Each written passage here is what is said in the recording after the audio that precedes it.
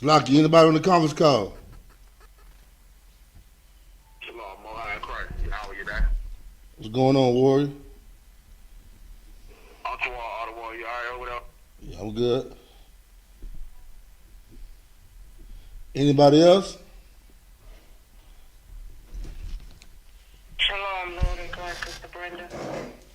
Shalom, sis. Shalom. Anybody else?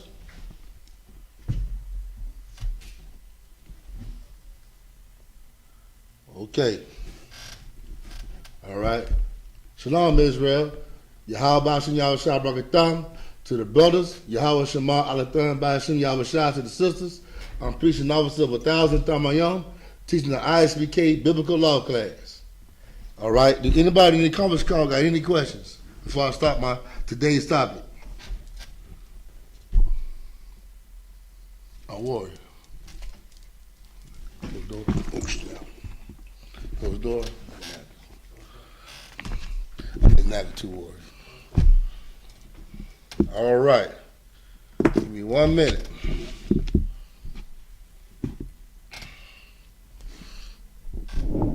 All right. Today's topic is going to be about parents should be friends with their children, man. Today, at times, we got a lot of parents trying to be friends with their children. They think it's okay to smoke weed with their children. They think it's all right to compromise to the will of their children. And compromising with your children, being friends with your kids is very dangerous, man. Because in the end, they're going to end up disrespecting you and not obeying your orders. Just showing you complete dishonor because you're not being a parent. You're not training them in the way they should go. And the way they should go is following the laws of God, especially if they're black, Hispanic, and Native American Indian, man. You know what I mean? We cannot compromise and be friends with our children. It's our responsibility and our duty to raise our kids, man. To raise them under the Lord. We cannot be raising our children under the banner of America, man. Because America is what's destroying our kids. America is teaching our kids that you can have liberty to kill yourself, man.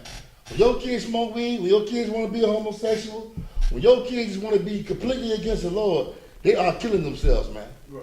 And the Lord is not pleased with his children killing themselves.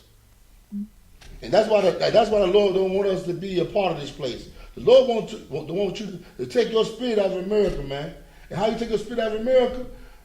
First of all, the first step is leave that Christian church, man.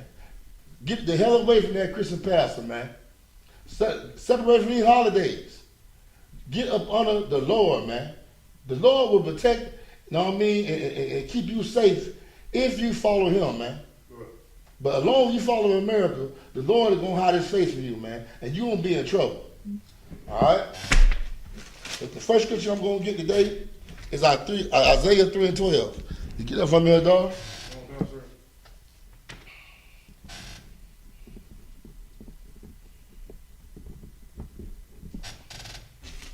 Bible shop.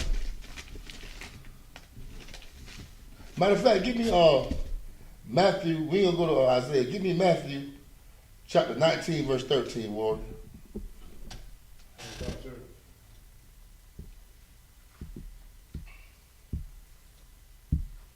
Book of Matthew, chapter 19, verse 13.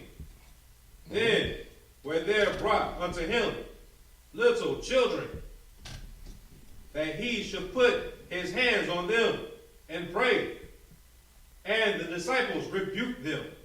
The disciples were keeping their children away from Christ because the disciples were basically protecting Christ. I mean, that's what they do. They protect Christ. Read. Verse 14. But Yahushua said, suffer little children, and forbid them not to come unto me, for of such is the kingdom of heaven. Christ saying, he's saying right here, allow the little children to come to me, man. Don't hold them back. Let them come unto me, because such is the kingdom of heaven. Why would Christ say that about these little children? Why would he say the kingdom of heaven, it belongs to them, man? Anybody know? Why would Christ say that these children can receive the kingdom? Go ahead, Warren. The children can receive the kingdom if they are taught the law, statutes, and commandments and keep them, and they're shown by their parents how to do it. Right, but give me more. You should be drinking water. Give me a little bit more. You want it.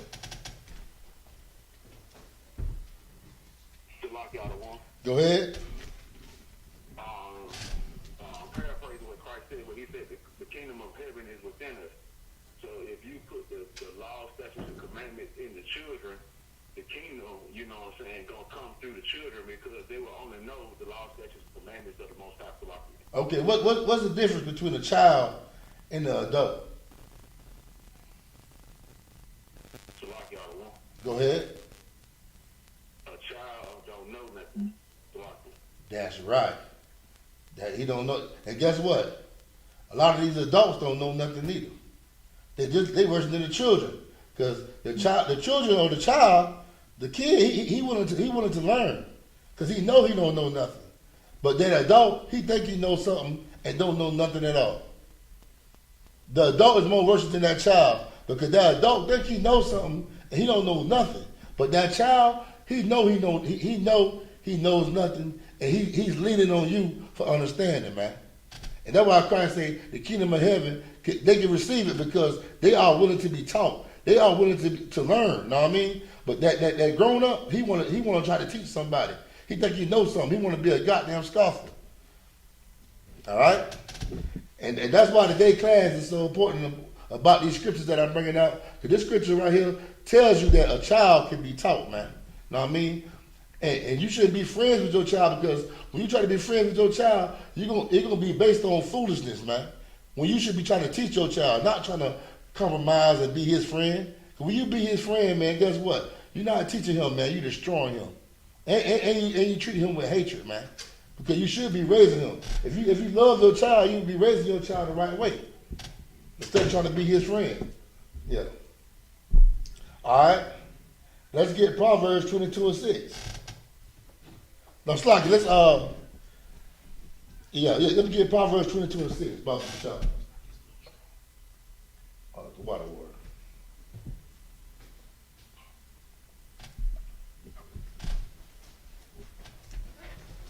Whoever got it to read. Oh God, sir.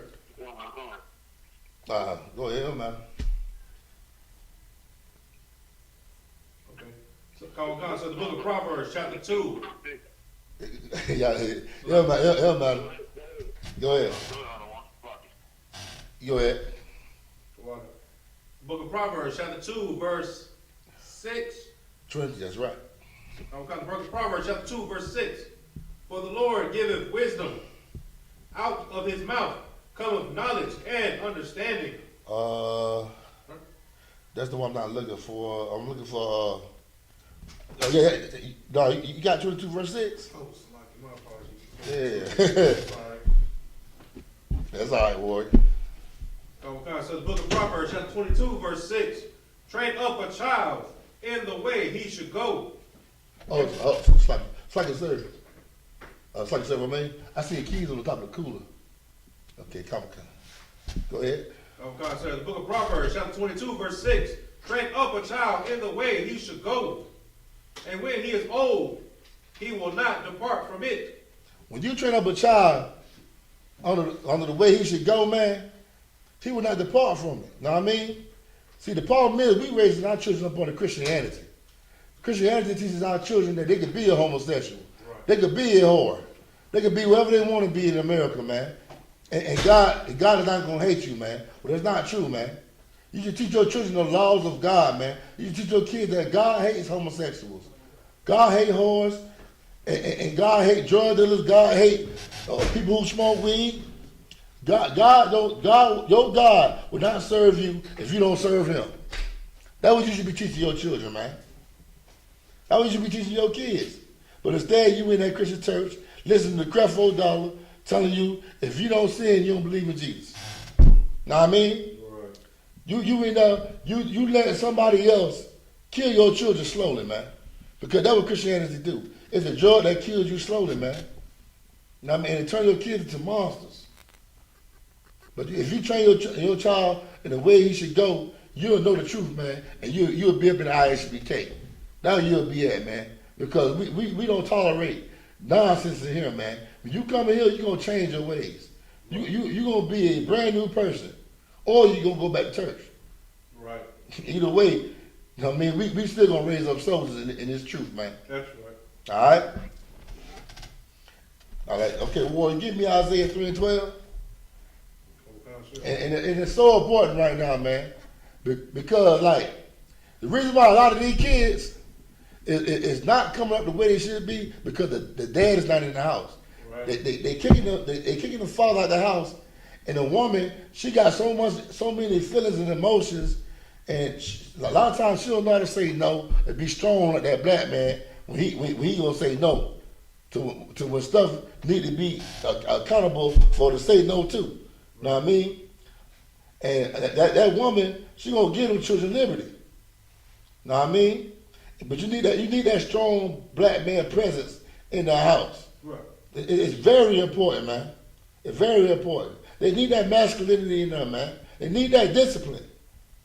But you got a lot of single mothers kicking the father out the house, thinking they can raise the kids on their own, talking about I'm the mother and I'm the father. Right. And they find out in the end they can't be the mother and the father. Why?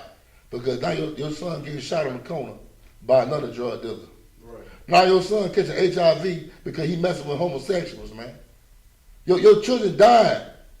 All because you don't want to acknowledge that the man is the head of the house, man. Right. You want to run. And that's why rank and order is so important. It's so very important, man. Because rank brings order. Right. It brings order. All right? Let's get Isaiah 3:12. I will come to the book of Isaiah, chapter 3, verse 12. As for my people, children are their oppressors. The Lord said, as for my people, not all races, as for my people, you so-called blacks, Hispanics, Native American Indians, he said, children are their oppressors. How are children our oppressors? The white man is like a child, man. Right. He don't know the difference between right and wrong, man. All he does is do wrong. He lives off what makes him feel good. And that's how a child lives. A child goes on about what makes them feel good, man. And that's what the white man do. And guess what? Our children, they'll oppress us as well, man. Because guess what? If you don't want to celebrate the wicked holidays, Right. you know what I mean? You're not a good father. And I mean, and that woman rule over them. Because that woman pushed the issue. She pushes the issue, man. But instead of her pushing that issue, she should be pushing the laws of God on them children and correcting the children and not the man. Right. She correcting the wrong person. The black woman needs to start correcting the black man and correct those children. That's your job, man. Right. And the black man supposed to check you. Right. But they don't want to get checked today. They don't want to get corrected, man. And that's what's wrong with our nation. They hate correction. They hate correction, man. They love excuses. They want to go to the Christian church and get an excuse to be a wicked, evil monster. Right. They want to have an excuse to keep sinning, man. Instead of just changing and confessing that they wrong, man. And I need to change. All right? Read on. I will come, sir. As for, Go ahead, stop and talk. I will come, sir. The book of Isaiah, chapter 3, verse 12. As for my people, children are their oppressors, and women rule over them. And women rule over them, man. And that's the problem with our community. The black man has been taken out of his house. The mother teaches the children to hate their father. And guess what? When they grow up, they teach their children to hate their father. It's a revolving door, man. Right. It's a revolving door. And guess what? When you hate the black man, you hate being black. Basically. And guess what? These women go to the courthouses to get food stamps, to get child support. They're ready for the white man to raise their kids than the black man, man. Right. A lot of these women are trained by their mothers to, hey, get food stamps, man.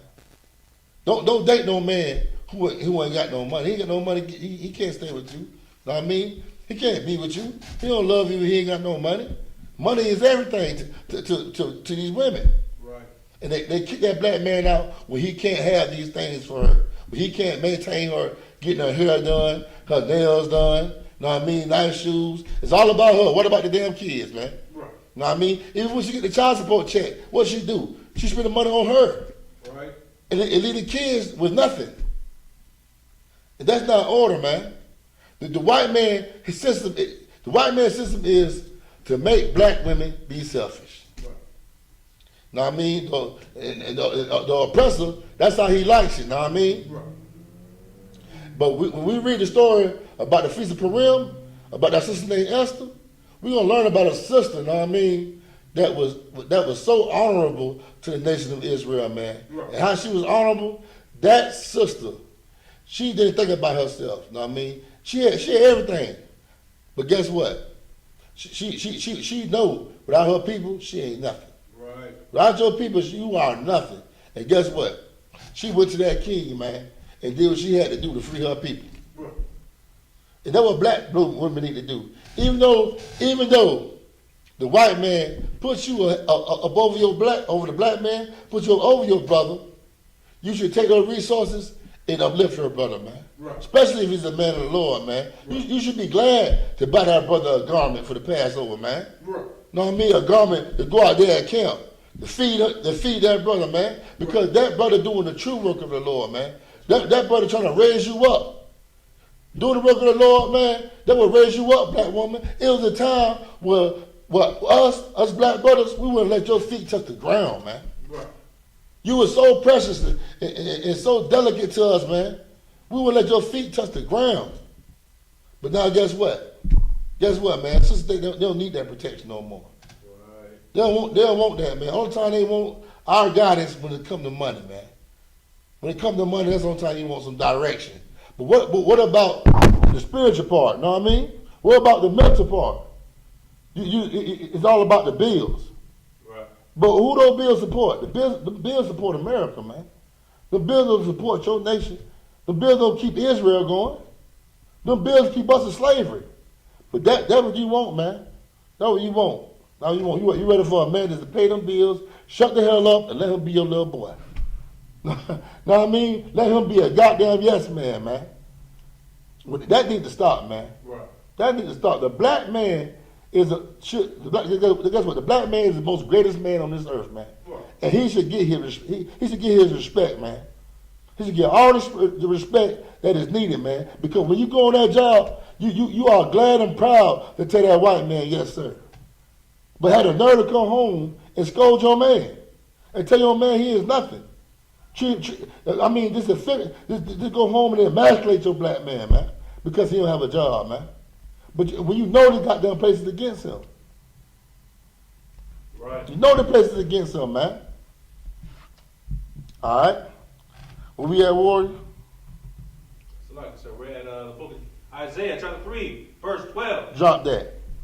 Let's get Matthew chapter 10, verse 37. Matthew chapter 10, verse 37, man.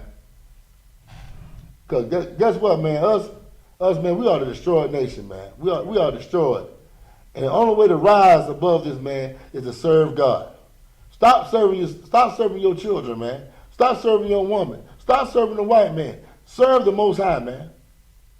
Know what I mean? A lot of people don't come into this truth because they're scared to lose their wife. Right. They're scared to lose their children, man. They're scared about what's going to happen to them, man, when they come here. But you got to be willing to risk that, man. Read, Warren. Okay, so the book of Matthew, chapter 10, verse 37. Uh-huh. He that loveth father or mother more than me is not worthy of me. Give me some examples of how people love their father and their mother and their kids more than the Most High. Salakia, sir. If I could, they'll keep the holidays, the so-called holidays, not necessarily in the spirit of the holiday, but just in the tradition.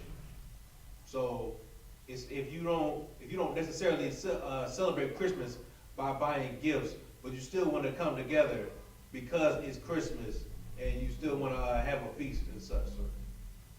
Mm-hmm. You know, and call it just happen to call it family time, sir. And Right. same with Thanksgiving. All right. Anybody else? Anybody else got an example? How can you love your family more than you love the Most High? What do people do, man? Go ahead, Warren. You love your family more than the Most High when you choose to, when you know the truth in the Bible and you choose to do the exact opposite of what it says. For example, you know what I'm saying, most black people know that the Sabbath is not Sunday, but they continue to go to please their wife or their mother or their father, you know what I'm saying? But they know the truth that it's on actually that, you know, the day before, you know what I'm saying?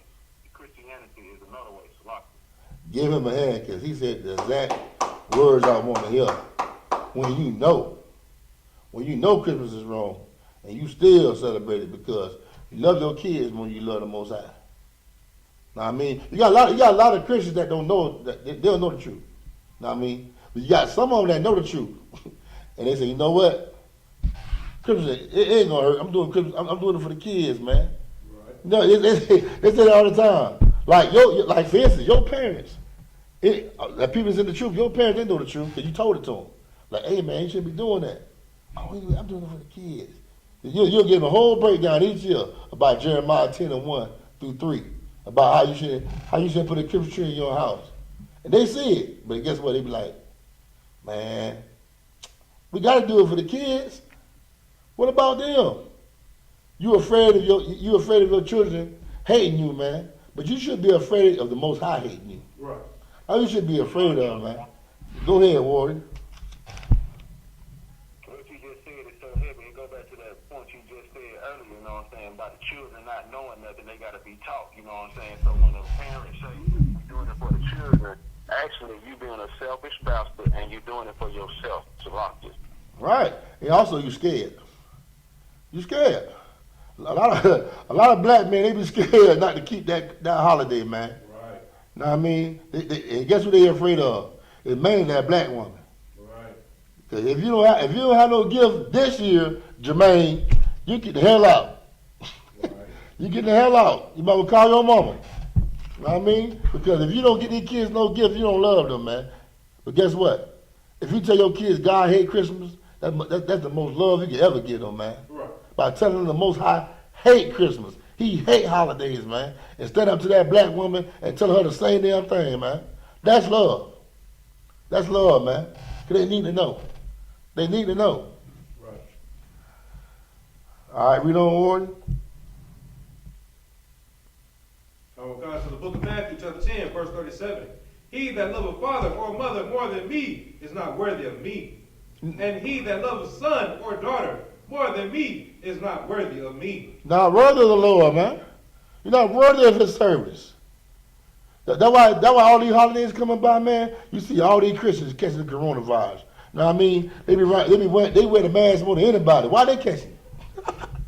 Hey, they make sure everybody else had that mask on, but why are they the most people catching the coronavirus? They dying from it as well. They dying from that coronavirus, man. Dropping like flies. But us in I.S.U.P.K, I don't see a couple brothers catching, they ain't dying. But these Christians die from the coronavirus. Why? Because the Lord ain't with them. The Lord ain't with you in your sin, man. The Lord ain't with you serving other gods. When you celebrate these holidays, you are serving another God. When you put that damn blood in your mouth, you serving another God, man. Right. Even that damn cigarette, you serving another God. And when you serve another God, the Lord hide his face from you, man. Right. The Lord basically saying, let that God that you serving save you. And that God that you serving gonna kill you, man. Because that God actually is a demon. A damn demon. And a demon job, a demon mission is to kill you, is to destroy you, and prove to the Lord that you ain't worthy of him, man. Right. All right? Let's get Romans chapter 12, verse 1, Warrior. Okay.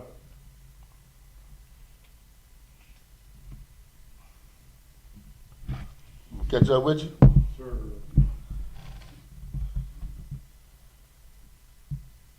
And that's why Job got tested.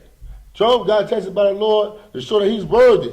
He had the Lord's service, man. And he proved himself. You know what I'm saying? That's the whole job of demons, man. They supposed to show the Lord, is you worthy of his service, man? Or is you worthy to keep living, man? And Christians prove themselves wrong all the time when you celebrate these holidays, man. When you celebrate these wicked holidays, man, that you prove to the Lord that you ain't worthy of His service, man. That's why you dying of the coronavirus. You dying of HIV, man. You dying of all the diseases because the Lord ain't protecting you, man. The Lord ain't with you. As Eddie Long. Right. As Eddie Long stroke. He thought the Lord was with him. Just down all in his beautiful little purple. You know what I mean? He stayed wearing his purple. What happened to him, man? Died of HIV. Why? Because the Lord ain't down with homosexuals. Right. He ain't down with homosexuals. I don't care how many of y'all join the choir and sing through your throat bust. The Lord hates your gospel songs. The Lord hates you banging the damn tambourine, man. The Lord wants men to be men, and the Lord wants women to be women, man. The Lord wants men to be soldiers, man. The Lord don't want you to have no tambourine, having a weak spirit. He wants you to fight against this place, man. He wants you on Saturday, man, on the seventh day on the corner, calling the white man the goddamn devil the Bible speaks of. That's what he wants you to do, man. He wants you to be in the truth, putting in your brick. Not sitting here serving this kingdom. When you in that Christian church, you are serving this kingdom, man. Right. You are serving the white man's kingdom, man. And the white man is the devil, man. That's right. You serving the goddamn liar, man. Right. All right? Read, boy. Okay, so the book of Romans, chapter 12, verse 1. I beseech you, therefore, brethren, by the mercies of God, that ye present your bodies a living sacrifice. Present your body as a living sacrifice, just like Christ did, man. Christ presented his body as a living sacrifice. Christ didn't live like Christians. Christians trying to make sacrifices instead of being obedient. Right. When you be obedient, your body is a living sacrifice, man. Right. The Most High said, I rather obedience better. I want obedience, man, not no sacrifice, man. Right. Them gospel songs is a sacrifice. And the Lord hates that sacrifice, man. You know what I mean? You are paying tithes to that Christian pastor, that's a sacrifice that's in vain. Gospel songs and your tithes to that Christian church is in vain. Get your tithe money and donate it to the I.S.U.P.K, man, so it won't be in vain. That's right. Know what I mean? All right. Read, Warrior. Okay, sir.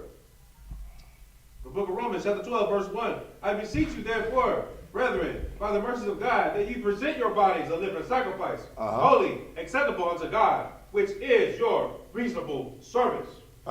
And be not conformed to this world. Don't be conformed to this world, man. Don't do what they do. Don't do what they say is lawful. Every year they come out with something that's lawful in America. That's evil towards the Lord, though. Right. Know what I mean? They call evil good and good evil. Now they trying to decriminalize prostitution. Right. Kamala Harris. They trying to decriminalizing prostitution and basically telling your daughter, hey, it's okay if you want to be a hoe, if you want to be a whore. It's okay if you want to sell your body. Know what I mean? Right. It's okay. There's nothing wrong with it. You're not going to go to jail for it. That's your body. You can do what you want to do with your body. And that's not true. Right. That's not true. That is not your body. If you're a so-called black and Hispanic, that your body is a temple of God, man. It belongs to the Lord. It don't belong to you, man. Right. You didn't create yourself. Know what I mean? Read on, Warren. Okay, sir. Read verse 2. Okay, sir. The book of Romans, chapter 12, verse 2. And be not conformed to this world, but be ye transformed by the renewing of your mind. You need to be your mind. Your mind need to be washed clean from all the Christianity that you've been taught, man. Right. Man, let me tell you something. Christians don't know the true meaning of being born again, man. Right. They think being born again is dipping yourself in some goddamn water, man. Right. Know what I mean? But that's not the true meaning of being born again, man. The true meaning of being born again is being taught all over again because you've been raised wrong. Right. Your parents raised you under the philosophy of the white man. And they ain't know no better because they were taught under the philosophy of the white man. They was taught that Christ ain't had no father. Right. They were taught that Christ ain't had no color. They were taught lies, man. Right. And you need to be taught all over again. You need to be taught the truth, man. And teach your kids this truth. Teach your children this truth, man. Because guess what, man? When you teach your children this truth, we're going to have a lot of soldiers in the truth, man. Right. Know what I mean? And guess what? We ain't like the white man. The white man, they can't have babies like we do. Right. Right. You know what I mean? They have babies very slowly, man. But us, especially the northern tribe, oh man, they be having babies back to back, and they coming into the truth. Hey, born in the truth too. That's a blessing to see a child born in the truth, man. Right. Sometimes I get jealous. I say, God, I'm like, damn, I wish I was that child. I wish I had to go through all the hell that I went through, man. I wish my parents was in the truth and brought me up all the way right, man. Right. But instead, I had to go through that. I had to go through that hell, man. I had to go through that hell. And a lot of our brothers and sisters, man, a lot of them ain't gonna come into the truth unless the Lord put them in hell and puts them in hell, man. Right. You know what I mean? Hell brought me inside the truth. Hey, you know what I mean? I knew I had nowhere else to go. I thought I was so smart and I thought I was so slick. And the Lord showed me, man, you ain't nothing, man. Right. You ain't nothing. And I ain't got nowhere to go but this truth. And guess what, black man, Hispanic man, the American Indian man, you ain't got nowhere else neither. Right. You might think you got somewhere else to go. That job can't save you. Right. Know what I mean? That Christian church can't save you. Where I'm from, in West Palm Beach, man, it's 10 churches on one street where I'm from. 10 churches, right? And that street is the most heaviest drug addiction in that county, man. They have the most heaviest drug addiction in that county. But they have 10 churches on one street. Wow. And you know why? It's because of the churches. I blame the churches. The churches is the reason why all them drug addicts is on that street like that, man. Right. Because them drug addicts got excuses to get high. Them drug addicts come out of them Christian churches, man. They produce monsters. They produce drug dealers. They produce crack addicts. They produce, lesbianism. Right. They produce all that. All kind of monsters come in that Christian church, man. But if we had the I.S.U.P.K on that corner, man, on that street, it won't be none of that, man. That's right. It won't be none of that at all, man. All right? Let's get, give me Matthew chapter 12, verse 29, Warrior.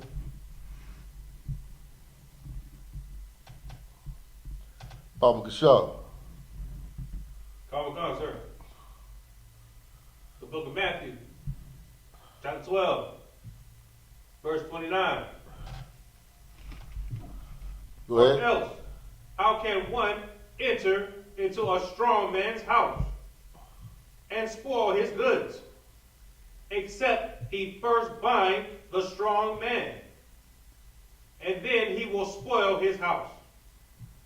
Now, hey, you know who's the perfect example of this right here? When the serpent went to Eve instead of Adam. And that's what the serpent doing right now today, man. Know what I mean? He goes to that black woman, man. So that black woman, what she do? She kick that strong man out the house. Right. Know what I mean? The white man got to do it. That black woman do it. She kick that strong man out the house, man. Satan come to your woman, man. Still to this day. Right. And that's why our women need to leave that Christian church, man. Because that pastor encourages our women to go to the white man and kick that black man out the house, man. Know what I mean? And that's how our oppressors get to have control over the household, man. Right. By kicking that black man out. He know that's the key. That's the key, man. All right? Read Warrior from the top again. Come, so the book of Matthew, chapter 12, verse 29. Or else, how can one enter into a strong man's house and spoil his goods? Because that strong man, if that black man in that house, guess what? Guess what? That white man got no power, man. Right. He ain't got no power. That's why he tell the black woman, you can't get food stamps unless you kick him out. Right. You can't get the child support unless you get him out your house, man. You can't get none of these benefits if he's staying with you. He knows where the power dwells at, man, with that black man. And that's why he goes to that black woman and give her all these benefits, all these government benefits if you get rid of him, man. Right. All right. Let's get 1 Corinthians 11:3. We gonna learn about this ranking order, man. I know a lot of women say, hey, I'll lead if he know me. I'll follow if he know how to lead. Ain't that something? I'll follow you, black man, if you know how to lead. What kind of crap is that, man? So, in order for him to lead you, he got to listen to your instructions. That means you leading him. Know what I mean? If he had to listen to what you say, you are leading him. You're not following him. He's following you. Right. I will follow you if you lead me the right way. What's the right way then? Your way? Come on, man. It don't make sense. But read, warrior. So the book of 1 Corinthians chapter 11, verse 3. But I would have you know that the head of every man is Christ. The head of every man is Christ. Read on. And the head of the woman is the man. Christ should be the head of every man, man. Now, I mean, every man should follow Christ. And if your man follow Christ, it shouldn't be no problem. Right. It shouldn't be no problem. You shouldn't be telling your man how he should be serving God. Now, I mean, if you already know your man is a man of God, man, you just want to be evil and wicked. Right. You know what I mean? If your man's a man of God, you should be following him because he served God. That's the only way a woman can serve the Most High is follow a righteous man. Right. Just like righteous men follow other righteous men. Hearing the truth, man, we know that the only way you can follow God is follow a man who follows God. Commander General Yahanna followed the Most High, man. He followed Christ, man. Right. Know what I mean? You can't see the Most High. So how are you going to follow him? By serving the man who do follow him, man. That's why the Most High gave us Christ. And that's why Christ gave us other men, like Paul and Peter. Right. And now Commander General Yahanna. Right. You have to follow righteous men. But you got women who say, oh, God talked to me. God told me this. I don't need to follow nobody. He talks to me. You crazy. Right. God don't talk to you. He ain't tell you nothing. Know what I mean? That's a demon. Know what I mean? The Lord don't work that way. The Lord showed his secrets to his prophets, and you have to be taught by a righteous man. Right. Know what I mean? And you have to let your children be raised under righteous men, not by you. Because if you're going to teach them, man, all you're going to do is teach them the ways of this world, man. Right. And the Christian church, that's all they do. They follow the ways of this world. Every time America changes, the Christian church changes around along with it. Right. It's a lot of days that the Christian church didn't celebrate, man. Like the Christian church didn't used to celebrate birthdays, but now they do. But a lot of people don't know that, but now they do. It was like about 150 years ago or 100 years ago, the Christian church considered birthdays pagan. Yeah, they considered birthdays pagan, man. But now in America, the Christian church they follow the horoscope. They tell you I'm a Pisces. They tell you I'm this and that. Right. Everybody ain't no damn horoscope in the Bible. Right. I mean, there ain't no damn horoscope in the Bible. The Lord never told us to follow no horoscope. The Lord never tell you to follow the stars. The Lord tell you to follow him and the laws, statutes, and commandments of God, man. Right. And a lot of my people, man, let me tell you something, they fall subjection under these kids and their birthdays, man. Right. Know what I mean? These birthdays are very evil, man, but these kids, they gotta have it. They gotta have it. But if you give God thanks, they say they give God thanks when they celebrate their birthdays, right? Right. But if you're giving God thanks, why is you getting the gift? Right. That's what I can't understand, right? If you're giving the Lord thanks for the day you was born, why in the hell are you receiving the gift? Don't make sense. You are being a God on that day, man. Right. And you are breaking the laws of God. God say, have no other God before me. Shouldn't your family members and your friends and everybody should be acknowledging your day, giving you a goddamn gift, man. What you used to do, you should just wake up and say, hey, Lord, thanks for this day. And live like an ordinary day. Right. Because the Lord never told you that your day was holy. Right. The Lord said, I hate your feast days, man. I hate your feast days. Because guess what? Your feast days is based on white philosophy, man. It's based on going against the Lord, man. Right. And that's why the Lord hates your feast days. All these feast days that you celebrate ain't got nothing to do with victory over these nations, man. Right. But they feast days, 4th of July, is about being free from the British. Know what I mean? Their feast day is about them winning, like Thanksgiving. That's the day they won and that's the day you lost. But you celebrate it. Right. And you teach your kids to be losers as well. Your kids learn Thanksgiving is that they learning to be losers, man, and not winners. Right. Because the Israelites lost that day, man. They lost that day. But we teach our kids that these days are important. They ain't important. Right. They ain't important. These days are against you, man. And every time you celebrate it, man, the white man laughs at you. He laughs at you. Right. Know what I mean? All right, where we at, Warren? Yes, sir. The book of 1 Corinthians, chapter 11, verse 3. But I will have you know that the head of every man is Christ, and the head of the woman is the man, and the head of Christ is God. The head of the woman is the man. That means, right, that whatever that righteous man say, you should do, man. Right. Even if you think it ain't right, you should do it. Hey, we do it in the truth all the time, man. Right. Right or wrong, we obey orders, man. Right. That's what you call obeying orders. No matter how you feel, you're going to carry out that order. That's what soldiers do. And that's what our women should do. They should carry out their order, man. Because guess what? If you make decisions on your feelings, man, you could be wrong. Right. And most of the time when you make decisions on your feelings, you do be wrong. Right. Make decisions on what's right. That's what you should make decisions on, what's right, not on how you feel. Give me Jeremiah 17:9. Okay, sir.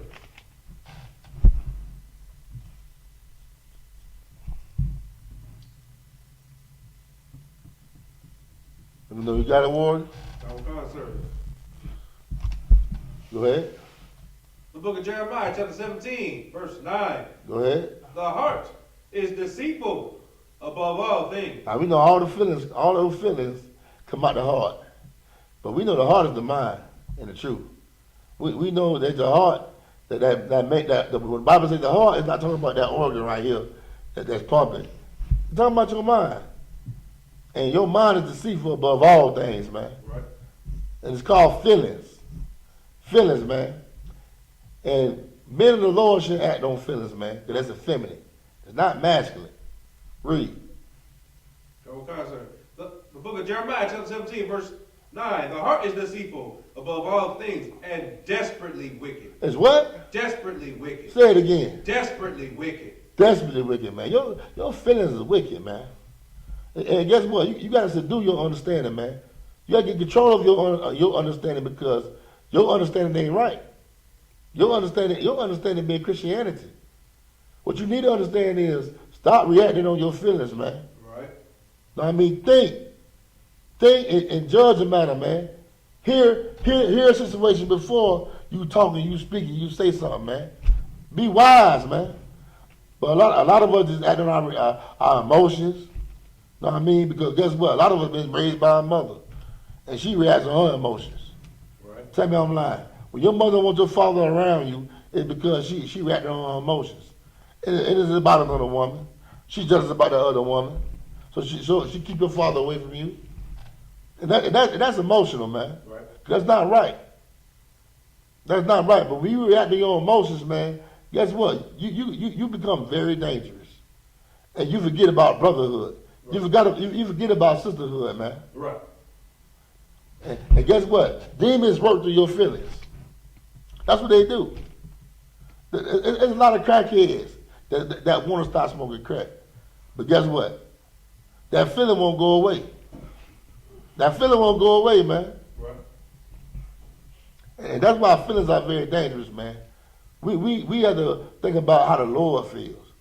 Not how I feel, but what the Lord feel about the situation. Right. Yeah, I like smoking cigarettes, but they wrong. And God hates me for that. Let me stop smoking these cigarettes. Go ahead, Warren. Like it, sir, because it kind of relates back to the fascist trend years ago when they had like the jury and little pictures and stickers of what would Jesus do, sir. Kind of goes back to that, and if we really thought about and really considered what would Christ do, Right. when it comes to making certain decisions, and we know that He will follow protocol and stay along with the law, statutes, and commandments, sir. Right. But see, thanks to your Christian pastor, A lot of us think that Christ died so we can sin. Right. I mean, but the Bible tell you that God gave no man license to sin. Christ, the Most High sent Christ to show us how to keep the law, man. Right. Cause a lot of us in the beginning didn't know. We didn't know how to keep the law. We didn't know the spirit behind the law, and that's what Christ came to teach us, man. Right. I mean, that's why it's so important to follow Christ. All right, and there's only one man that follows Christ. No, I mean, they can show you how to follow Christ. That's Commander Yahanna, man. Right. I mean, where we at, Warren? We're in the book of Jeremiah, chapter 17, verse 9.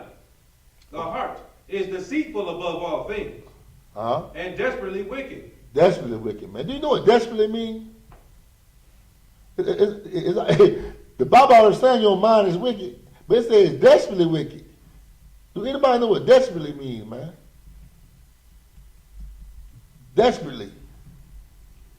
Let's look it up, man. Like you, sir, but good. Desperate Should relate to like almost like an emergency, or being doing things in a rush manner.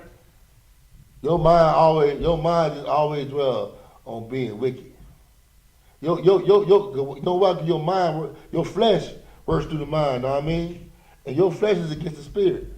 It's against the spirit, man. Right. But let's look at that word desperately. Okay, sir. Go ahead. We can just look up desperate. Okay, sir. The definition of desperate from dictionary.com. Reckless or dangerous because of despair, hopelessness, or urgency. Your mind, it crazy to be against the spirit, man. Know what I mean? To be against the Lord, basically. Know what I mean? Right. That's why you can't lean on your own. The Bible tells you don't lean on your own understanding. Right. Know what I mean? Put on the full armor of God, man. How you do that, man? Always worry about how you can put your work in, how you can put your brick in. This truth, man. Know what I mean? That's the best way to do it. Because your mind will tell you, man, you can go get you a job and survive without being in the truth, man. Know what I mean? You don't have to listen to what they're saying. I mean, you make enough money. You straight. But are you? Are you straight? Are you really straight with the Lord? Money. Let me tell you something. Money can't save you, man. Right. In the day when Christ comes back, man. It can't save you, man. Know what I mean? What you need to do is get under this brotherhood, man. Right. Get under this brotherhood and let brothers show you how to live, man. Show you how to serve Christ, man. Right. That money that money is temporary.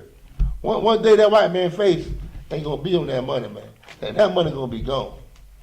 That money gonna be gone. That oppressor ain't gonna be able to print out no more money. Right. Cause he gonna be in a damn cage, man. Right. Know what I mean? And it ain't gonna be the world of the Israelites. So you better get ready, man. Right now we see this kingdom falling. Right. It's falling right before your eyes, and you still depending on their money. It's sad, man. It's sad. All right, where we at, Warrior? We are the book of Jeremiah, chapter 17, verse 9. The heart is deceitful above all things. Okay, we're gonna skip that. Okay, let's get Titus, chapter 2, verse 1, in the New Testament.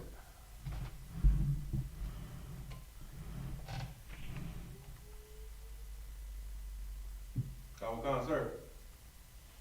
Go ahead, Warrior. The book of Titus, chapter 2, verse 1. But speak thou the things which become sound doctrine. Doctor, take over real quick. Restroom. Go back. Go to the restroom.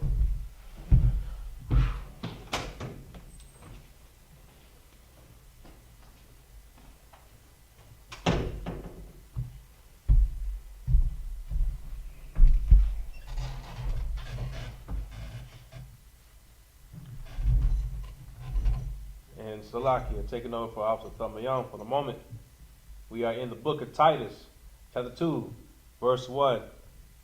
Trooper Yahanna, you with me?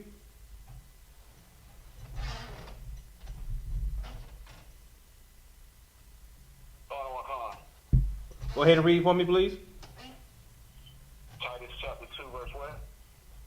Titus chapter 2, verse 1.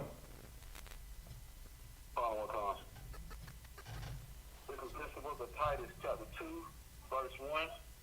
But speak thou the things which become sound doctrine. Absolutely, man. Speaking sound doctrine, man. Things that are practical, man. Things that can make sense, man. Things that fall in line with the law, statutes, and commandments, man. Things that Christ that Christ was teaching, man. That the apostles were teaching, man. Keep going. Verse 2. That the aged men be sober, grave, temperate, sound in faith, in charity, in patience. Absolutely, man.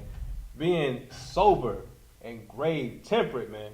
Sound in faith, in charity, and in patience, man. What does this sound like? If I could, to be aged and to be sober, to be temperate. What does this mean?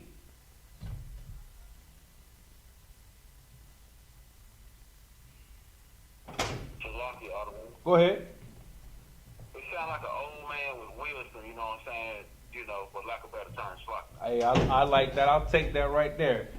Wisdom, man. Wisdom. Again, man. Sound doctrine, man. Sound doctrine, man. To be sober, temperate, man. Sound in faith, man. To be reasonable. You see what I'm saying? In charity and in patience, man. And when you're patient, what are you doing, man? You're slow with your decision making too. You're understanding your brother, your sister, man, understanding their situation, man. You know, and giving them these laws, statutes, and commandments, man, helping them, man, extending that branch of brotherhood, man. Helping them to keep the laws, man. That's what we're about, man. The I.S.U.P.K, man, the Commanders in Yahanna, man. The water, war. Sir. All right, what we got? The book of Titus, sir. Chapter 2, verse 2, sir. 2 verse 2. Kawakan. Right, we'll start from 1. Kawakan, sir. All right. Go ahead. Sir. The book of Titus, chapter 2, verse 1. But speak thou the things which become sound doctrine. Mm-hmm. That the aged man be sober, grave, temperate, sound in faith, in charity. That basically, man, speak the truth, man. Speak the truth. Speak the truth so the aged man can be sober, man. What's sober? You having a clean mind. Right. Now I mean, you not being under a strong delusion. Now I mean, when I say sober, don't always think about us smoking weed or doing crack. I mean, also you can be sober by you not being in Christianity. Right. Christians are not sober. They are under a spell. They are very drunk. Let me tell you something, man. Christianity is worse than crack. Right. Christianity create the crackhead. You know what I mean? Christianity is a drug itself. Go ahead, Warren. The difference between Christianity and being on crack or something like that, or heroin, is the crack addict and the heroin addict know they got a problem. The Christian don't know they got a problem. It's lucky. Right, but you gotta realize though that crackhead is a Christian. Hey, that weed is a Christian too. Right. Know what I mean? And they only solution or the antidote is the truth. Know what I mean? That's the fact of the matter. They crackheads, man, because they haven't been taught the truth. They've been taught Christianity. Know what I mean? That drug dealer, man, oh man. What he do? He with that Christian cross on the corner selling dope. Right. Hey man, let me tell you something. It's two religions that sell dope on the corner in the name of their God. That's Muslims and Christians. And the Muslims, they worse than the Christians. Right. They worse than the damn Christians, man. They know they evil, but they'll still try to push their God on you, man. Right. Read. Kawakan, sir. The book of Titus, chapter 2, verse 1. But speak thou the things which become sound doctrine, that the aged man be sober, grave, temperate, sound in faith, in charity, in patience. Temperate, man. That's heavy, man. Temperate. You gotta be long suffering with your people, man. You gotta be long suffering to be in the truth, man. You can't be ready to go toe to toe with your brother, and ready to fight your brother. You gotta understand that this man is in hell. When you're in the truth, you know this brother is in hell, man. And that's why he talking crazy. You can't be you can't be just off rip willing to destroy your brother, man. It's all right to defend yourself. Yeah, defend yourself, man. But try your best to hear your brother out, man. Don't be trying to kill your brother. Don't be trying to be in the way of Cain, man. Right. Know what I mean? Be long suffering. Be long suffering with your peoples. Know what I mean? Read on. That the aged woman likewise, that they be in behavior as becoming holiness, not false accusers, not given to much wine, teachers of good things. Teachers of good things. How a woman can be teachers of good things? Teaching them to be obedient, man. Right. Know what I mean? Obey that black man. Obey your father. A lot of women, they call it vision in their household, man. The father been there told the child not to do this, and the mother go behind their back and say, here you go. Know what I mean? Going against their father. Right. You can't do that. You can't do that, man. Cause that make that man look weak. Know what I mean? Order, when you have order in your household, guess what? Your children gonna be in order. Right. But you going against your man, don't be mad when your children go against you. Don't look crazy when your child going upside your goddamn head. Because you teaching them to be rebellious when you teach them to go against their father and hate their father, man. Right. Don't be looking crazy when that child end up hating you. Because that's what's going to happen when you teach hate. You reap what you sow, man. Right. If you sowing hate, you going to get that hate, man. Hate shouldn't be in your household. It should be love in your household, man. Right. They talking about I.S.U.P.K is a hate group. No, we are a love group, man.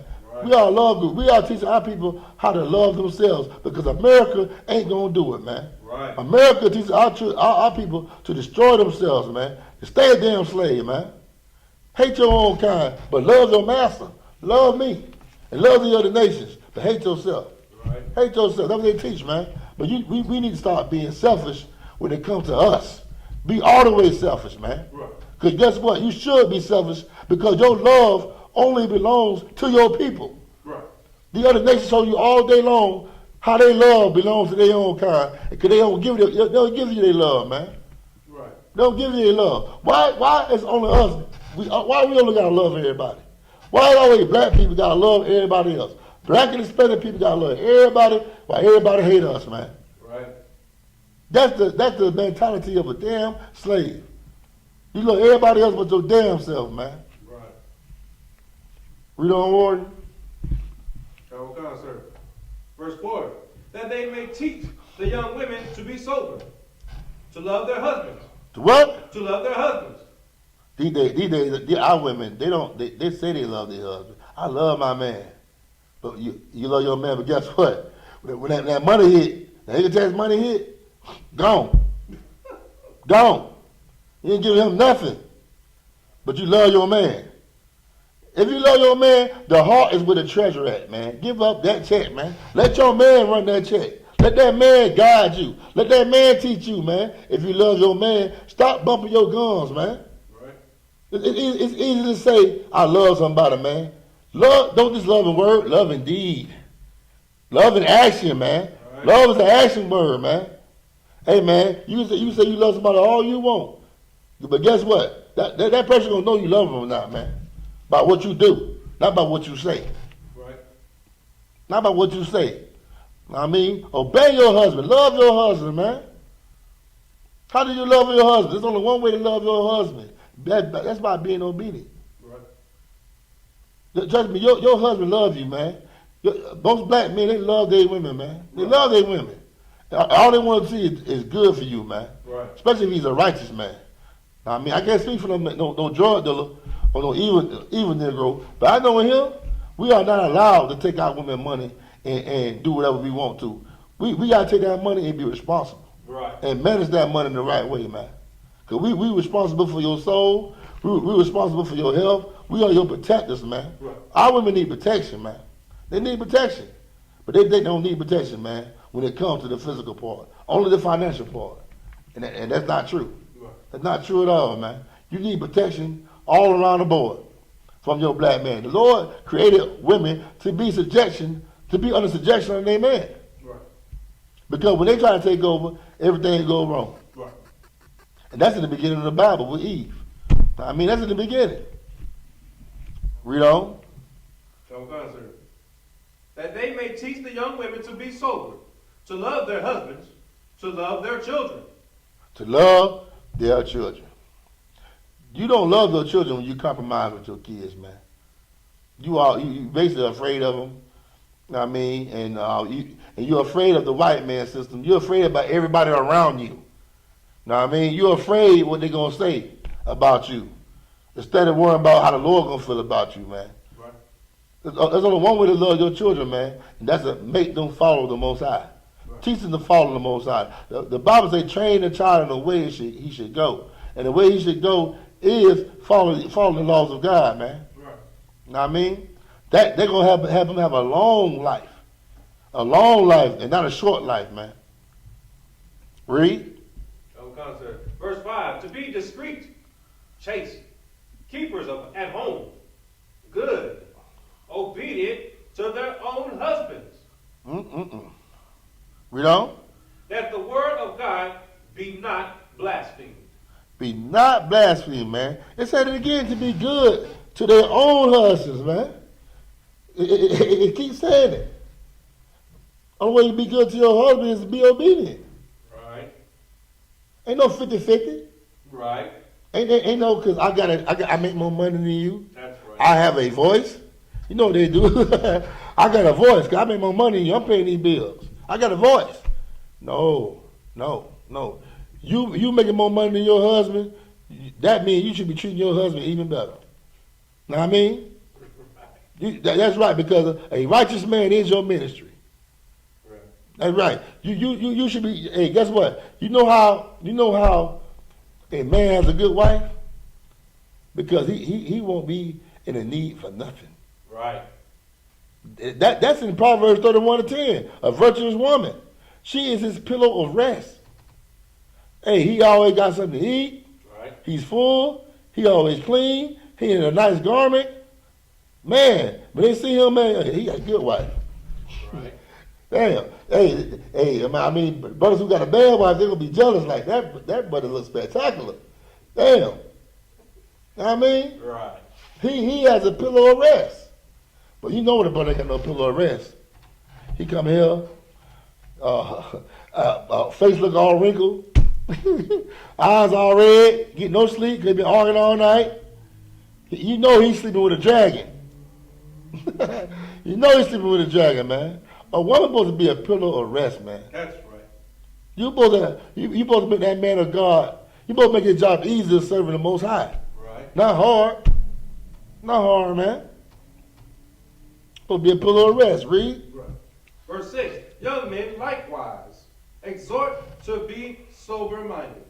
Young men should encourage themselves to be sober-minded. That's what exhort means. Exhort means to encourage. You should encourage yourselves and other young men to be sober-minded, to stay in the truth, Right. to keep your mind clean, man. And the laws of God they make sure they keep your mind clean away from this world, man. Right. All right, we're gonna drop that. This is one of my favorite scriptures, man. That's one of my favorite scriptures that Christians are trying to use against brothers, man. Know what I mean? And if you're not seasoning the truth, you ain't gonna know what to do, man. Let's get 1 Timothy chapter 5, verse 8. Bibical show.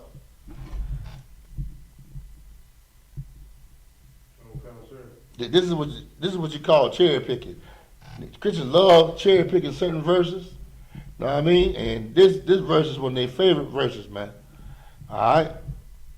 So when you got a warrior, Okay, so the book is 1 Timothy chapter 5, verse 8. go ahead. But if any provide not for his own, and specially for those of his own house, he have denied the faith, and is worse than an infidel. Now we gonna, you know us in the truth, man. We break down these scriptures bit by bit. All right.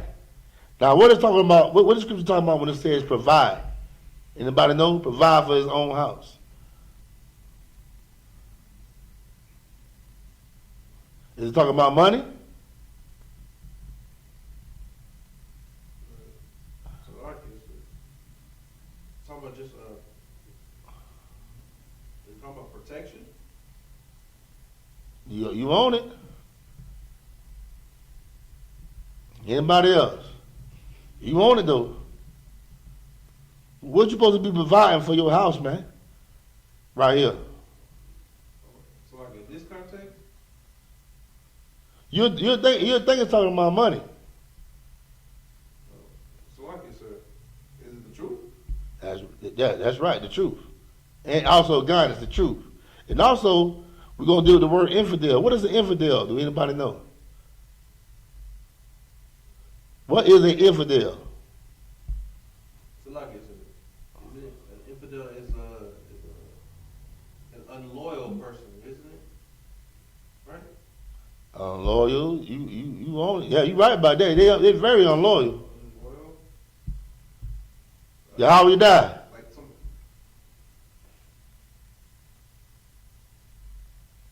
What is the infidel? What do you know what's the infidel? Something like a traitor or enemy, like this. Y'all own it. Y'all own it.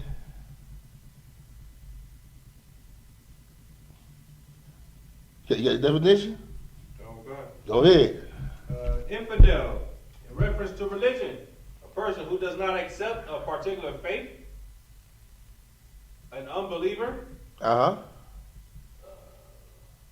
It's a mess I'm looking for. That's all I got. so like, they say the same thing. They keep referring to Christianity and religion and Islam, rejecting religion while accepting no other, not believing in the Bible. Yeah, that's true too. I believe we'll leave it at that. But my definition is, infidel is a person who believes in someone else's religion besides his own. Someone believes in his own belief. Someone that believes in somebody else's belief and not his own beliefs. Know what I mean? Which is an Israelite. I can put it like a black man following Islam. Right. Know what I mean? Or a black man following Christianity. They are the infidels. Right. Because guess what? Christians don't believe in the Bible. Right. Know what I mean? Muslims don't believe in the Bible. They are the infidels. Know what I mean? But we're gonna go skip up to verse 1 and show you that this chapter is not talking about finances. It's talking about the truth, man. It's talking about guidance. Because when you lead somebody and guide them, you're teaching them the truth, man. You're teaching them the laws of God. So let's start from verse 1.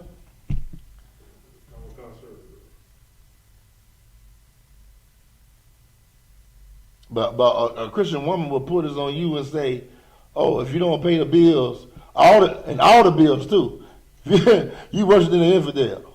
They'll put this on you, man. Read. The book of 1 Timothy chapter 5, verse 1. Rebuke not an elder, but entreat him as a father. That means don't disrespect a man that's above you. Right. In this school, man. Treat him as a father. Would you disrespect your father? No, you won't. Right. If you're a good son, you won't disrespect your father. Right. Same way you should do a man above you, man. Absolutely. Read. Rebuke not an elder, but entreat him as a father. Right. And the younger men as brethren. And the younger men as brother, man. Love thy brother as you love thyself. Love everybody as you love yourself. I mean, love everybody as you love yourself, man. If you love everybody like you love yourself, guess what? Brotherly love will continue. Right. All right. Read. Verse 2. The elderly women as mothers, the younger as sisters, with all purity. Read on. Honor widows that are widows indeed. What is talking about? What's a widow? It's like it's a woman who has lost her husband through death. So why would this scripture right here say, honor widows that are widows indeed?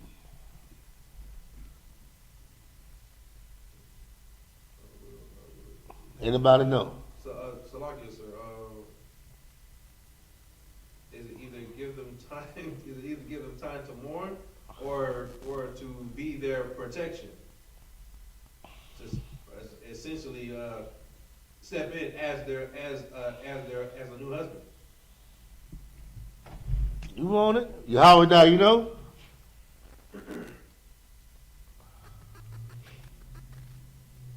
Can you ask your question again? It says, honor widows that are widows indeed. Why would the scripture say that? So like y'all the one, a widow is a woman that doesn't have a husband. So a widow indeed meaning a widow is a woman that husband died. Right. So a widow indeed would be like a woman who doesn't have a husband, but she's doing what she's supposed to do according to the scripture. So like it. But it say, well, hold on. It say honor widows, right? Honor widow. Honor means the respect of widow. The respect of widow that is a widow indeed. Oh, so like y'all the one. Go ahead. That means, you know what I'm saying, if you know this lady just lost her husband, you know what I'm saying, you know, show some respect, you know what I'm saying, towards her, you know what I'm saying, and don't be harsh and brash with her, you know what I'm saying. Just, you know, be mindful that she just lost her loved one. So okay, put it like this. How can I phrase it more better? This is right here saying honor a woman, right, that did lose her husband and still don't have a husband. Know what I mean? But you got women who are widows that are not widows, they messing with another man. Know what I mean? Honor a widow that you know is a widow. Know what I mean? You know she just lost her husband and she ain't messing with nobody. But don't honor a woman that does not have a husband, that does have a husband, but pretending to be a widow. Know what I mean? You got some women that pretending to be a widow. Don't honor those women. Honor a widow that you know is a widow indeed. Know what I mean? Read on. Oh, sir. Honor widows that are widows indeed. Now you know this woman is a widow. Know what I mean? With your knowledge. Honor them. Read. But if any widow have children or nephews, Cause you got like the daytime, right? You got women that say they don't have husbands, right? I don't have no husband, I don't got no man, but they still having sex. right, They do have a man because you having sex, right. but to them, they don't have no man. All right, read. But if any widow have children or nephews, let them learn first to show piety at home Mm-hmm. and to requite their parents. For that is good and acceptable before God. I mean, this widow is taking care of her nephews and her nieces and stuff like that. She should teach them how to obey and be obedient as well. That's a woman's job is to teach children, man, Right. not teach men. Read. Sir. Verse 5. For she that is a widow indeed. Skip down to verse 6. Verse 6. But she that liveth in pleasure is dead while she liveth. Oh man. That tells it all, man. Right there, it says she that liveth in pleasure is dead while she is living. Can anybody explain this? How is she dead, man?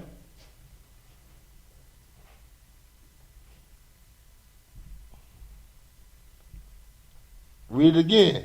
But she that liveth in pleasure is dead. Why is she living? When you live in pleasure, what do you do? So like this, Go ahead. she's sinning. She's sinning. And what is sin? Death. The way to sin is death. Just open the door for him. You ain't got to do all that searching. I need you to read.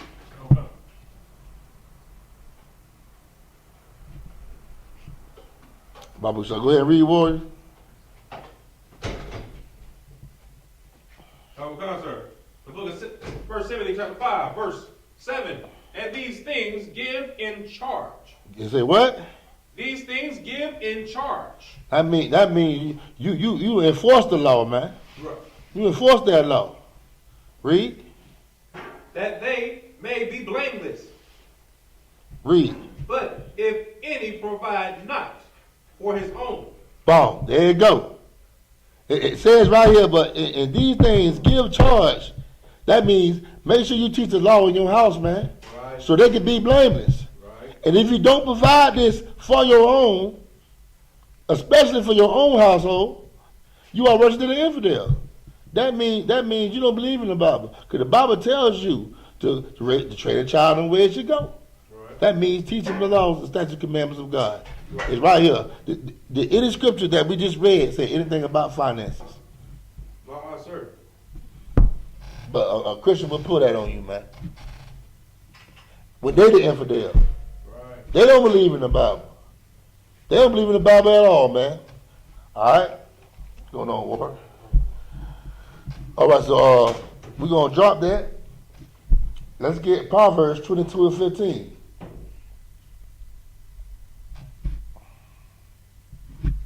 Bible Kashab.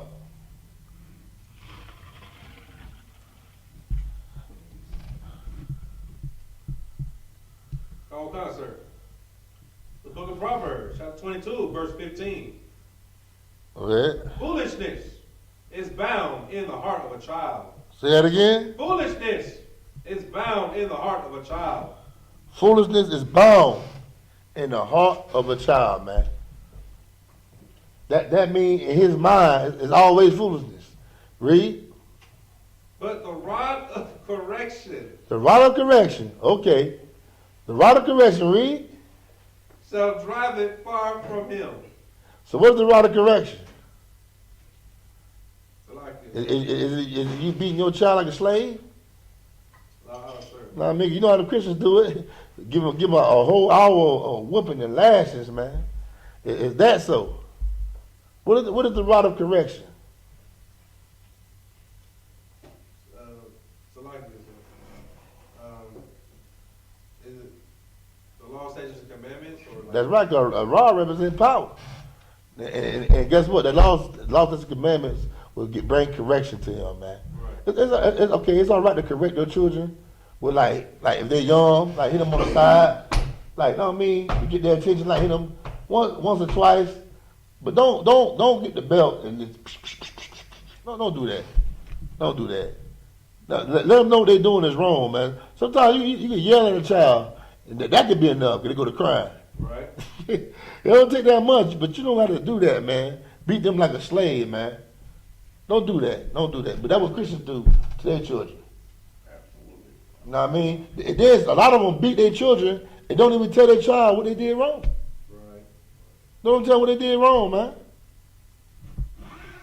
And, but the laws and the commandments of God, you hit them once or twice and be like, hey, you shouldn't do this and shouldn't do that because the white man hates you or the oppressor hates you. Right. You know what I mean? And they want to see you die. Right. Tell them that when they're young, so they know, okay, this is my enemy. But guess what? If you beat them like a slave, guess what? You're gonna turn into their enemy. Right. You're gonna be their enemy, man. There's a lot of children grow up hate their mother, hate their father because they got abused, man. Right. As a child, that is abuse, man. Don't do that. Hit them out 2 or 3 times to get their attention while they're young. So you want to do that when they become bigger. Right. Okay? Okay, we're going to get Proverbs 13 and 24. But when you be like a parent like Dwayne Wade and Gabriel Union, man, that's sad, man. Right. That's sad to do your kid like that, man. That's evil and wicked. Dwayne Wade is not a goddamn man. Right. He's a sicko.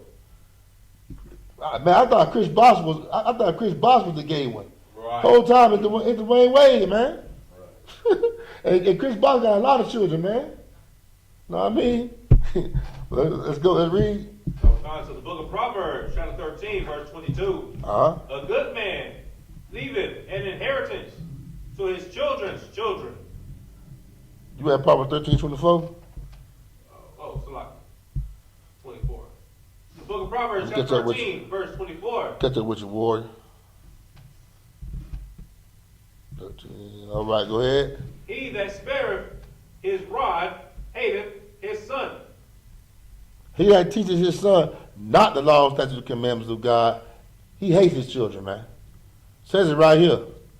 Your child gonna end up dying, man. Right. your child is not going to be safe. Your child is going to be under the wrath of the Most High, man, and under the watch of the white man. And the white man wants you to die. Now, I mean, your oppressor wants you to be oppressed. He wants you to be on drugs. He wants you to be a maniac, selling drugs in the corner. Now, I mean, the people, our brothers that sell drugs in the corner, they might well put a T-shirt on, take me to jail. All you might well do, take me to jail. That's what you doing. They're recording everything you do. We be at camp, and I see them brothers out there selling dope. I'm like, do they know they're being recorded? Do they know they're being recorded? But that's what happens when you don't teach your children the right way, man. They look for somebody else to raise them. That's why you got a lot of children in gangs, man. They got a lot of people in Crips and Bloods and stuff like that because they don't have no father in the household, so they're looking for love in the wrong place, man. Right. And now they dying by that same gang that they sitting there following, man. Right. Read. Because the book of Proverbs, chapter 13, verse 24. He that spareth his rod hateth his son.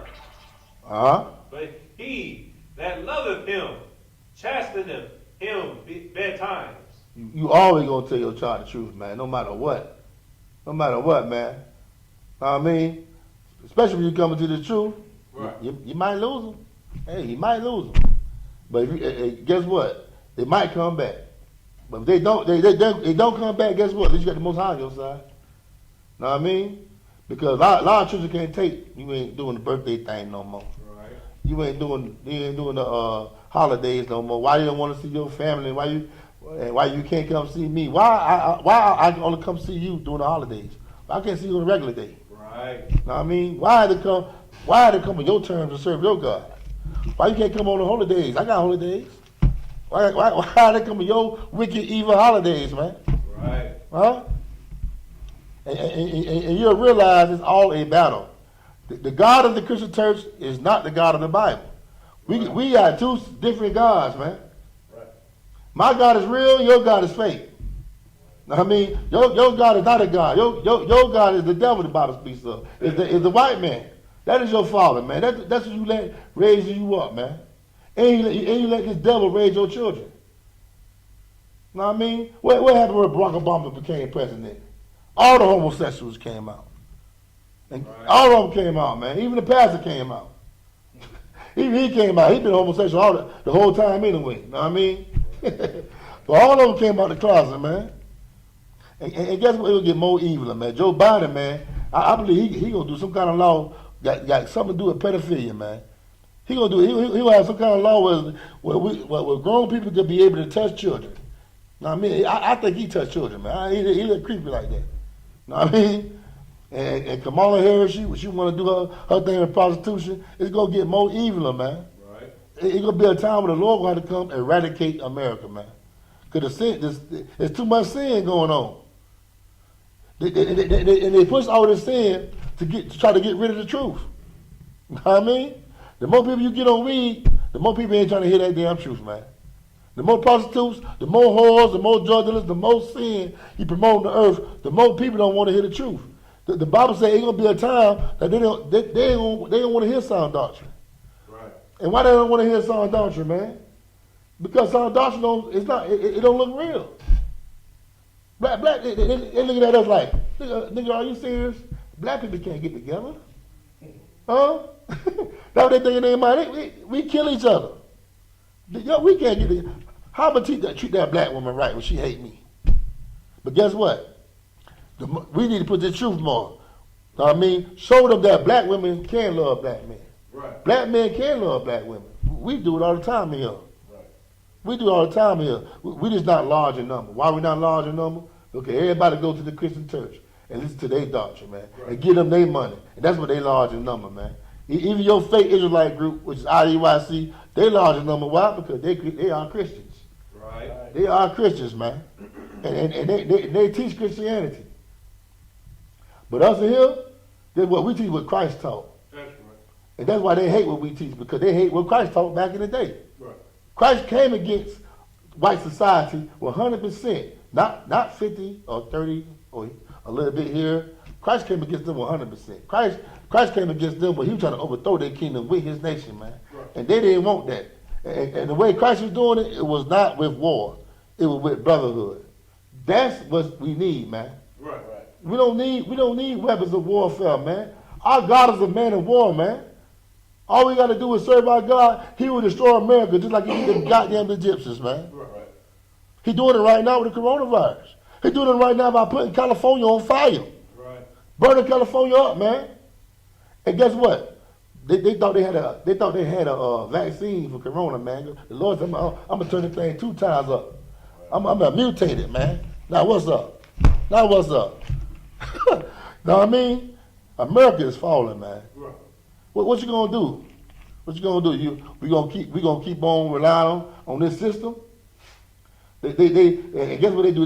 They cover our eyes with these gifts they giving us. Right. We gonna give you another stimulus check. Know what I mean? $1,400 this time. We're gonna do better than Donald Trump. We're gonna give you more than $1,200. We're gonna give you $1,400, man. And now our people think America is for them. America's all about them now. Nah, man. Let me tell you something. America owes us that money. Right. They owe us more than that, man. Right. Man, give me $2,000 every day, man. That's what you do. Then you owe us that. You owe us that. I don't give a damn about y'all arguing about what y'all should give us, man. It shouldn't be no argument. Right. It shouldn't be a debate. You know you owe us that money, man. You owe us more than money. You owe us blood. You can't pay for what you done. You owe us blood, man. Right. And that blood is coming soon, man. That blood is coming very soon. But read Warrior. Sir. Book of Proverbs, chapter 13, verse 24. He that spareth his rod hateth his son. Drop that. Go to Proverbs 29 and 17. Right. Bibical SHALAM.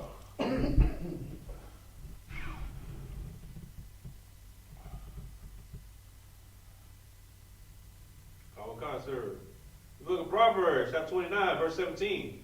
Correct thy son, and he shall give thee rest. Yea, he shall give delight unto thy soul. How's that? When the Bible says, honor thy father and thy mother, what is it talking about? Because if you teach your children the laws of God, they will honor you. And how will they honor you? So like you said, by taking care of them in their old age. That's right. That's right. Because guess what? You took care of them by teaching them the laws of God, which is life. Know what I mean? And they will return their life back to you. But these days, you got these Christians, man, they be having their house and all kind of money, and they so selfish, they'll sell the house and spend all the money up before they die and leave their children with nothing. Tell me you don't see it, man. They do it all the time.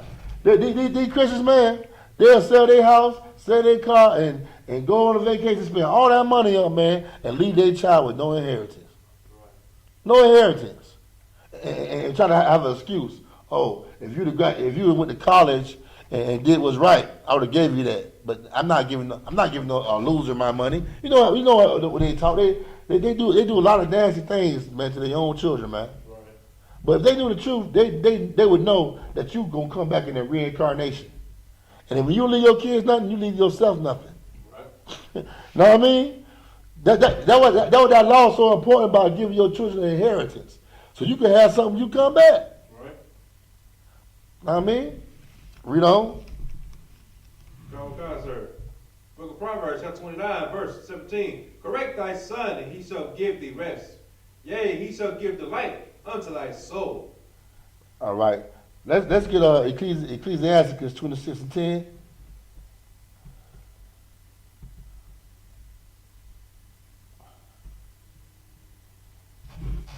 Still apocrypha.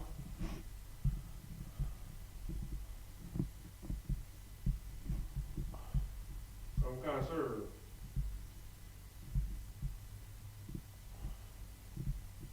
26 and 10, Bibical SHALAM. So the book of Ecclesiasticus, chapter 26, verse 10. If thy daughter be shameless. Start right there. How can your daughter be shameless? Slovakia. Go ahead. I mean, she's being a whore. That's right. Being a bitch, whore, slut. Read. If thy daughter be shameless, keep her in straitly, lest she abuse herself through over much liberty. That's right. Your daughter, correct your daughter, man. If she's doing too much, showing too much of her body, you know that's all they do, man. Right now, they show all the thighs and the breasts and the cleavage, and they learn it from TV or they learn it from their mother, man. Correct that, man. Nip that in the bud while they're young. Not my daughter. Oh, guess what? She gonna have too much liberty, man.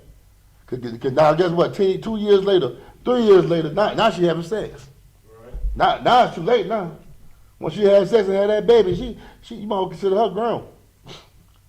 But if you do it while they're young, do it when they 8, 9, 10. Catch it early, man. She won't have that liberty, man. And what's liberty? Have freedom. Freedom to be a whore. You don't want your daughter to be that way, man. To be shameless, to be a whore out here, man. All right? And Baba Kishar, give me my last scripture. Let me get Deuteronomy 23 and 17. Okay, sir.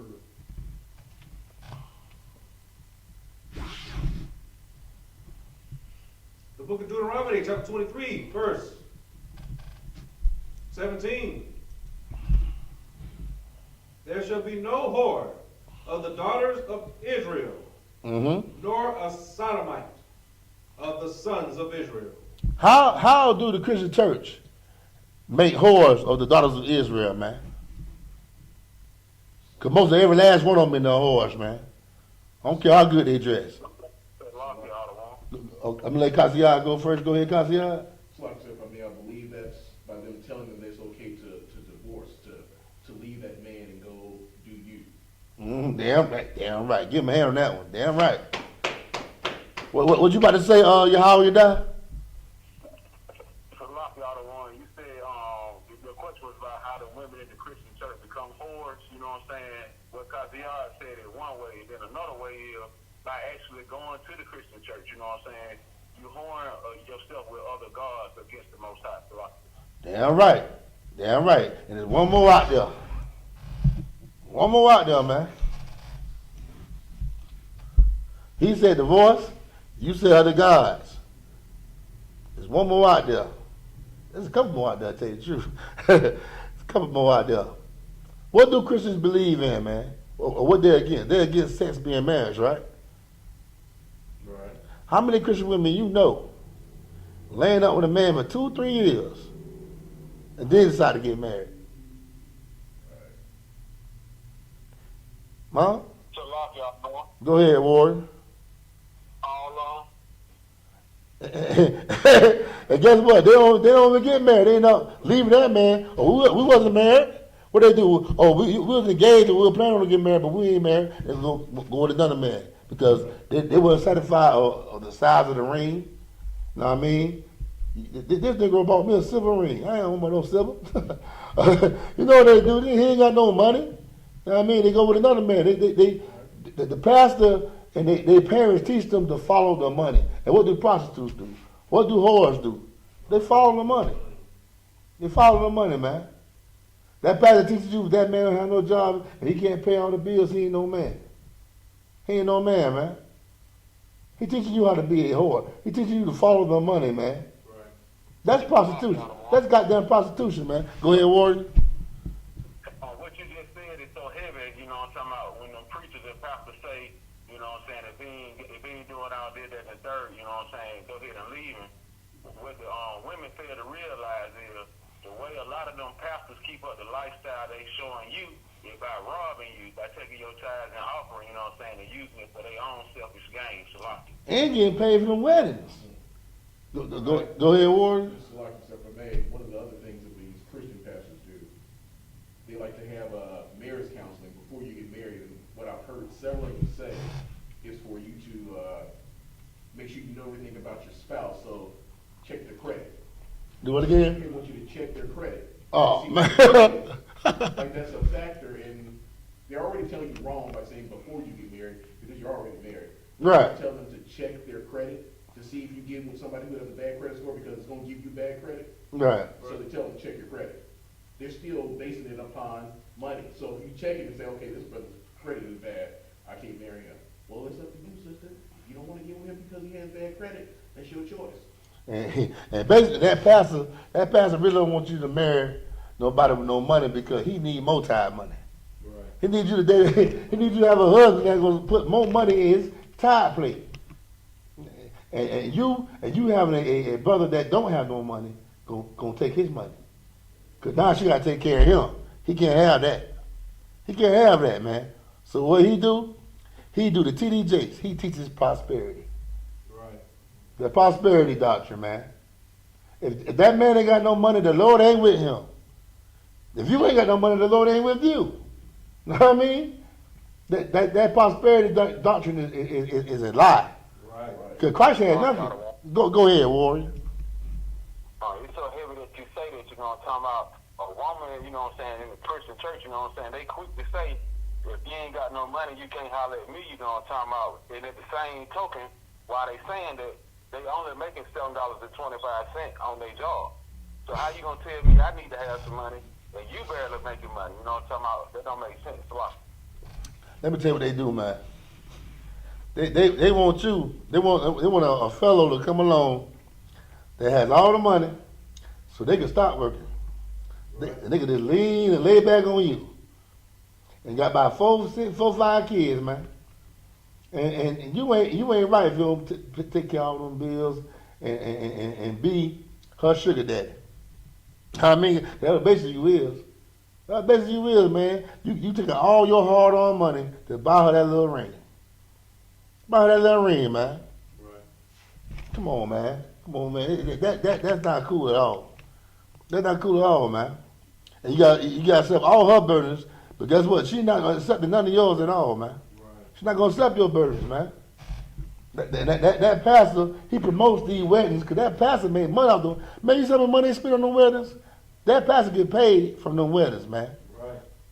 Know what I mean? And them women going to make sure he get broke off. They going to make sure they pass him straight, man. But in the Bible, do you see anybody walking down the aisle or getting down on one knee with a ring? Hell no. Hell no, man. That ring is pagan. That's pagan worship anyway. That's pagan.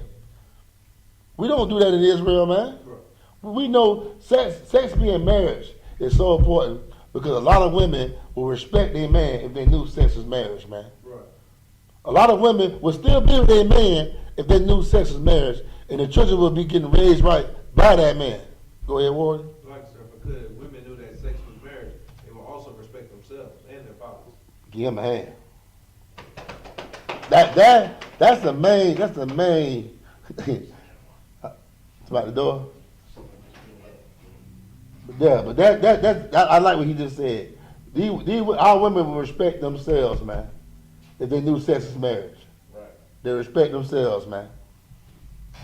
All right. Okay. What time it is? All right. Do anybody got any questions before I close the day class? Before I end class, do anybody got any questions or any scriptures they want to bring? Go ahead, Warren. To all class, my question is, what time are we starting the feast day tomorrow in Atlanta? The feast day is at 7 o'clock, Warren. All right. Anybody got any questions or anything to say?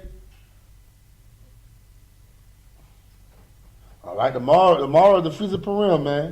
We gotta let's give it up. Let's give it up, man. Tomorrow is the opening, and Friday is the closing. Y'all bring your food, bring your drinks. You know what I mean? And we gonna get it on for 2 days, man. You know, for 2 days. Right. We gonna celebrate a day of victory. Now, I mean, our victory, not the oppressor's victory, but our victory. Right. We gonna celebrate that day, man. All right. And with that, I'm gonna get a class at preaching officer of 50, Hadar Marv.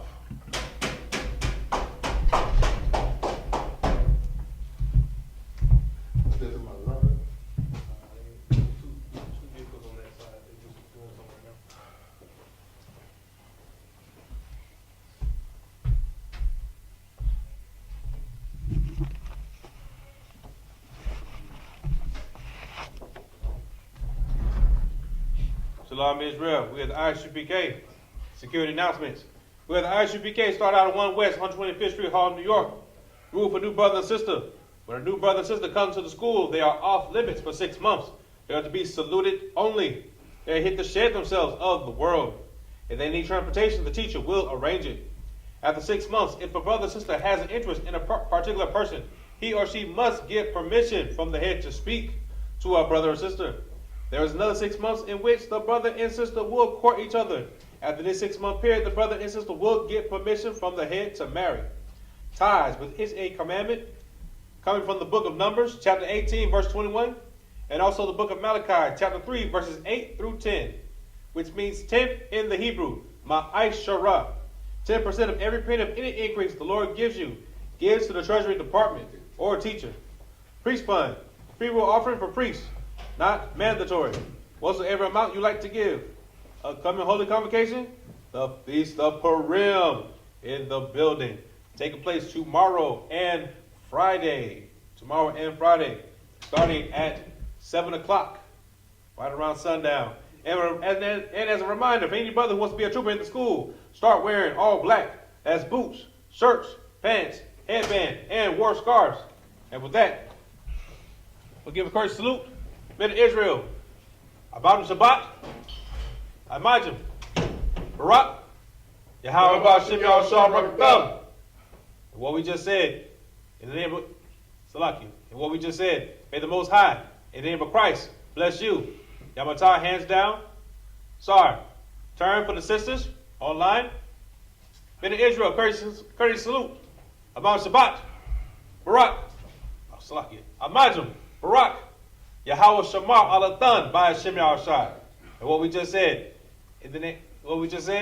may the Most High watch over you in the name of Christ.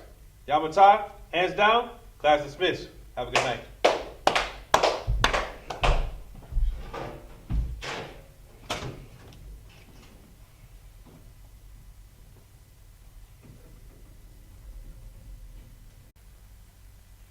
Like you got the color scriptures and all that stuff there.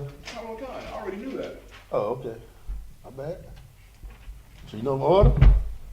Oh yeah, I know every one of the scriptures. All right. But I'll be back to take it again because I'm not gonna get the Hebrew. What? Don't say that. I'm telling you. Oh, what'd you say? But I'm gonna do it right now. You'll see. Then I'll come back and do it right on the second one. I don't know. What'd you just say? The Hebrew, What about it? that I won't have it. Damn. That is like, yeah. So that was what he wanted to mean by the list. I was memorizing.